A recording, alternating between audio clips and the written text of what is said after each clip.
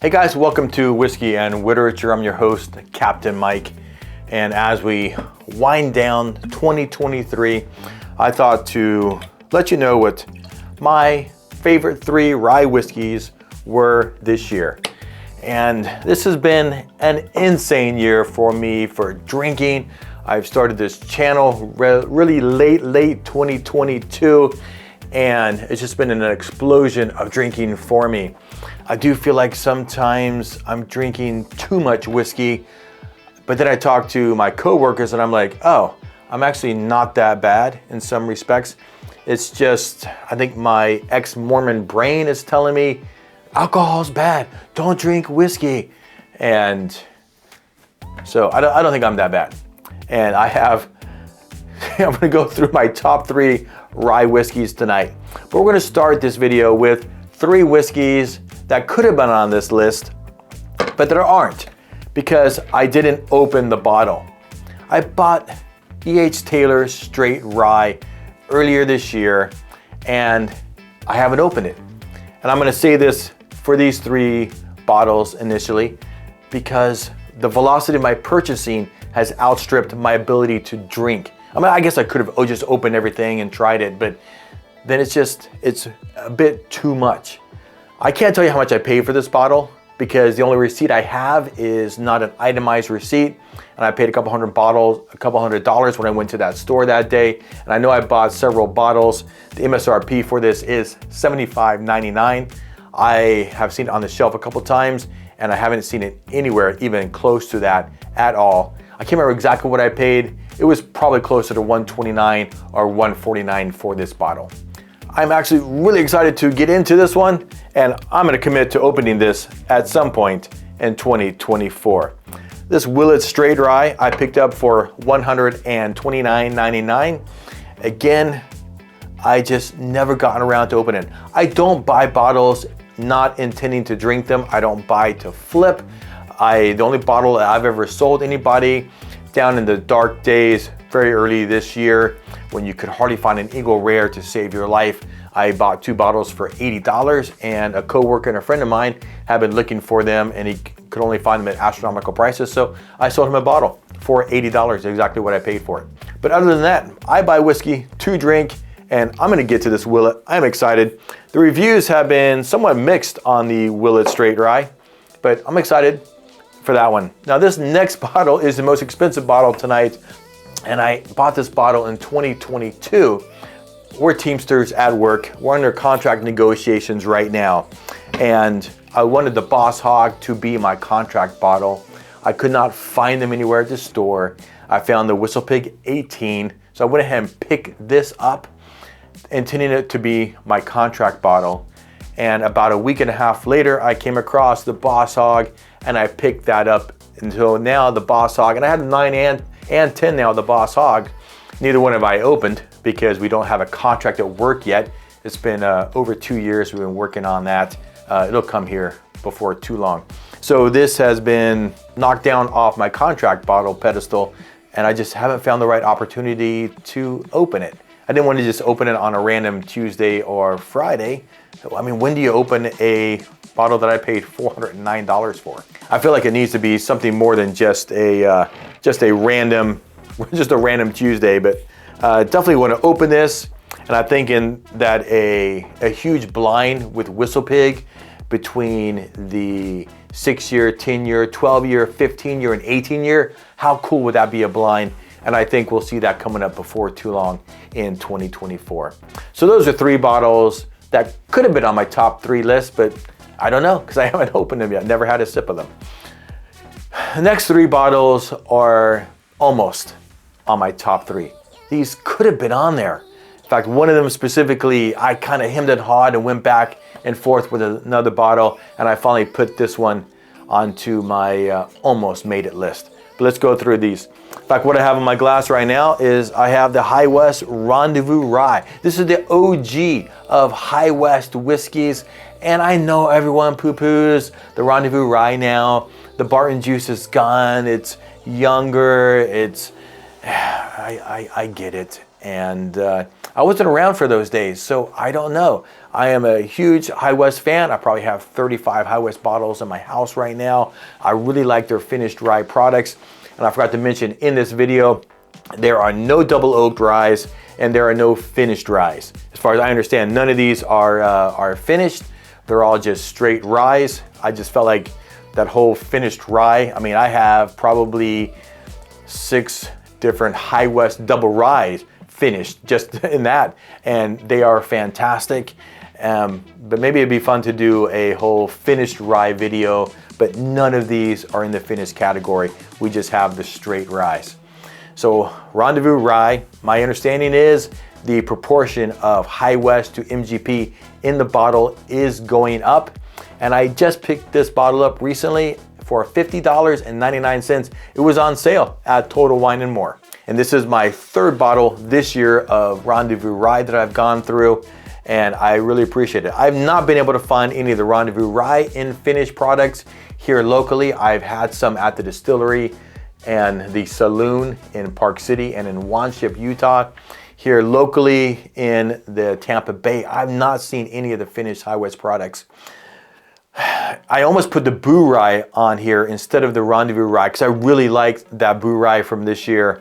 But I don't know what the proportion of bourbon to rye is. They don't tell us. One thing the High West does really nicely is they tell us what the mash bills of the whiskeys are that are in their bottles, but they don't tell us what the proportion is. And that's fine. They can save, I guess, some of that proprietary. And I know that they're such a dynamic company, this is probably changing on almost a batch-to-batch basis, I would imagine. But I think it's a solid pour. It is getting younger. It's an aggressive rye. It's a high rye, and if you don't like those ryes, you're not going to like the High West. But man, this is great in an old fashioned. It's great in a cocktail. I'll sip it neat. I'll sip it over rocks all day, every day. High West Rendezvous Rye. If you haven't tried it, I think you should. Now we're going to go to a Kentucky rye, and this is a much lower rye, but the Wild Turkey Rare Breed Rye. And this is the least expensive bottle on the list tonight. I did pay more for this than I paid for that bottle of Rendezvous Rye, but that bottle was on sale. The Wild Turkey Rare Breed Rye, it rolls in at $59.99. It's 114, I'm sorry, the Rendezvous Rye is 92 proof. This is 112.2 proof. It's a lower rye, certainly compared to the Rendezvous Rye, but it is consistent, it is yummy, has a great flavor profile, has a great proof level. I believe this is the 3rd highest, well, what's a Willet here? This is the 3rd highest proof level of all the whiskeys tonight. I think it's a great level. It really carries forward into those cocktails. It's not so hot, you're scared to drink it neat or over ice. I do really like the Wild Turkey Rare Breed Bourbon. It is fantastic, and the rye is good as well. This is only my 2nd bottle of this of all time, or in my lifetime, and I've really grown to enjoy that. This next bottle, besides the WhistlePig 18, this is the most expensive bottle on the list here. It's the WhistlePig 15, and this one almost made it in my top 3, and I finally, like it or not, I swapped it out for one of the other bottles that are over there we'll get to in just a second. So these 3 are my almost made it list. This one I had on my list, and then I just kind of knocked it down right there at the end. I think this is a fantastic pour. I paid $249 for this bottle. One thing I really like about paying $249 is the MSRP is $299 at Total Wine & More. I showed up to buy this bottle and they had it mislabeled, misprinted on the price on the shelf there. And so they gave it to me for $249. I was really happy about that. This is a great pour. It is nice and smooth. It is flavorful. It's not too hot. Let's look at the proof level here. Estate Oak Rye, 92 proof. I don't know what to say about this other than I really enjoy this pour, and I've had it numerous times and with other expensive whiskeys, and man, all day, every day, this WhistlePig, it's good stuff. And if you haven't tried it, I think you should. It is a Canadian rye. It's a Vermont distillery, and they are selling the Canadian distillates in here. I have been a long-term fan of the High West products, and this year specifically, I've really grown to enjoy the WhistlePig. The first bottle of WhistlePig I ever bought was that WhistlePig 18, and then I bought the Boss Hog, and then I realized I had over $1,000 worth of WhistlePig in my house, and I'd never even tasted any WhistlePig at all, so I went and bought the Piggyback, the 6-year rye. Then I've gone through the 10, 12, and 15, and they've all been really good, and I've been impressed with all the WhistlePig products. Okay, so on to my top 3 ryes, and these aren't really in any specific order of my preference, but we'll go through these. This one was a late edition, and I had the WhistlePig 15 in here, and I had this out and I had the WhistlePig 15 out, and I was just kind of sipping them back and forth, and I don't know if it was just that night or what the deal was, but this Rocket Top by Redwood Empire pushed out the WhistlePig 15 into the almost made it pile. The first 2 bottles of Redwood Empire that I ever purchased were the Rocket Top and the Grizzly Beast, the bottled and bond products. I didn't even know, literally, I didn't know at the time what bottled and bond meant. I had just begun kind of my more serious whiskey journey at that point, and I didn't understand, honestly, why the bottle and bond products at a lower proof were more expensive than their cask strength products. But as I've learned more this year, I have really grown to appreciate the bottled and bond products. I think Redwood Empire does a really nice job. All of their products, I'm pretty sure they have distillates from MGP or some other company in different locales, and their bottle and bond is all Redwood Empire. And so I like that. Let's go through the mash bill on here. This is batch 3 of the Rocket Top. It's distilled in spring of 2018, bottled this year, June 2023. It's a lot size 63 barrels. Look at all this information on the bottle. I think it's great. Mash bill, it's a 4 grain whiskey, 86% rye, 7% malted barley, 5% wheat, and 2% corn. It is, of course, 100 proof, as it is bottled and bond. So we know it's at least 4 years old, and this says it's aged for 5 years. I think all the bottles, all the labels, because all the bottles are the same, all the labels of Redwood Empire they're pretty good labels. That's what caught my eye at first. All of them, Pipe Dream, Grizzly Beast, what a cool name. It's an Emerald Giant. They're all great labels and bottles that I really like to have on my shelf. On this bottle here, the nose is not the star. It does come in a bit faint, but really the viscous, creamy palate is where it's at. It brings some sweetness and then just a little bit of a heat. It's only 100 proof. It is, I think, a great, nicely balanced whiskey with some honey, cinnamon, and licorice. This is not on the shelf, or I don't see it on the shelf all year long. I see it at certain times, generally towards the end of the year. But I think if you see this on the shelf, you should pick it up. And I actually paid less for this batch 3 than I did last year for the batch 2. This was $75.99. Okay, this next whiskey I bought when I started searching for it after I saw it won the Ascot Awards for the Best Rye of 2023. The Stellum brand's Fibonacci blend, number 1. I went out searching for this bottle when I heard about it winning the Ascot Awards, and I couldn't find this in the bay here anywhere. I did find their black rye, and the Fibonacci blend is a derivative of the black rye. We have 6 different straight ryes that are blended in accordance with this Fibonacci sequence. And if you know what that is exactly, then you are a bigger nerd than you thought. Again, 6 different ryes from Indiana, Kentucky, and Tennessee, blended in some super secret way. The Fibonacci blend, or the Fibonacci sequence, it is a sequence of numbers. It does occur naturally in nature. when you see the stars, the galaxies spiraling in a certain way, that's a Fibonacci.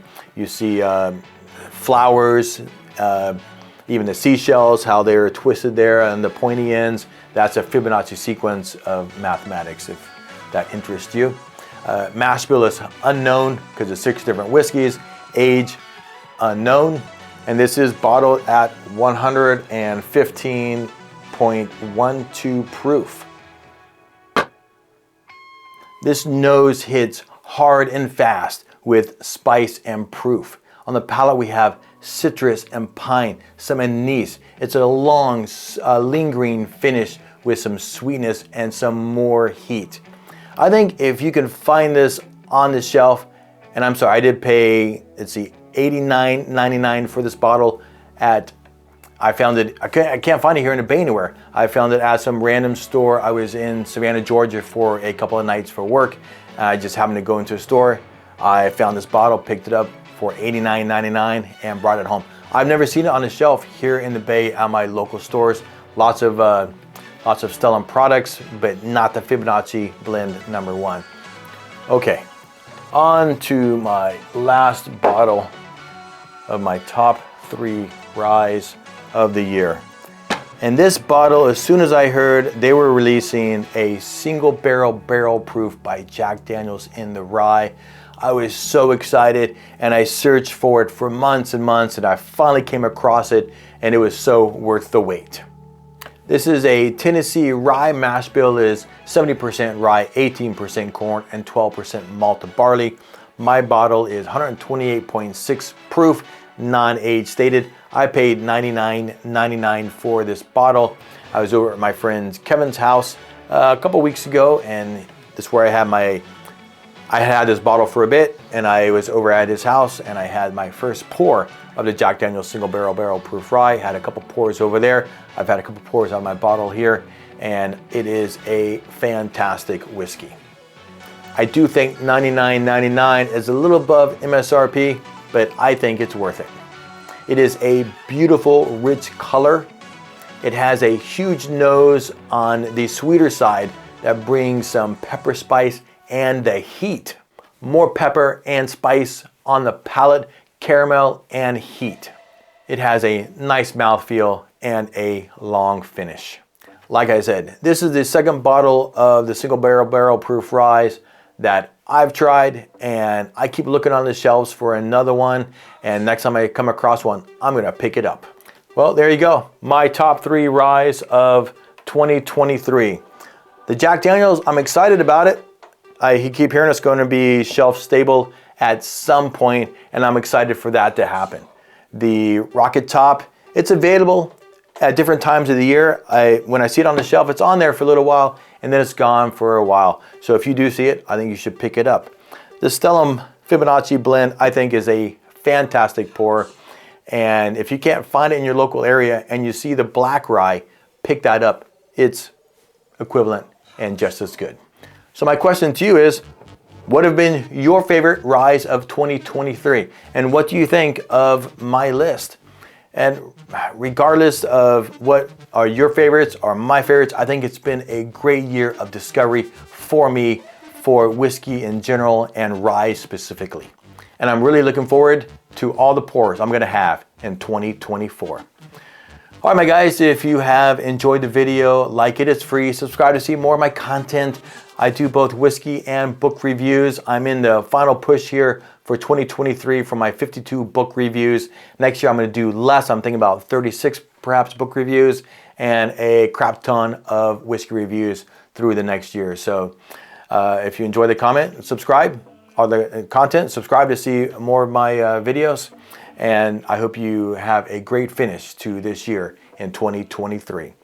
All right, guys, you know what to do. I hope you're reading something good and drinking something great. Turn the page and stay thirsty, my friends. Cheers.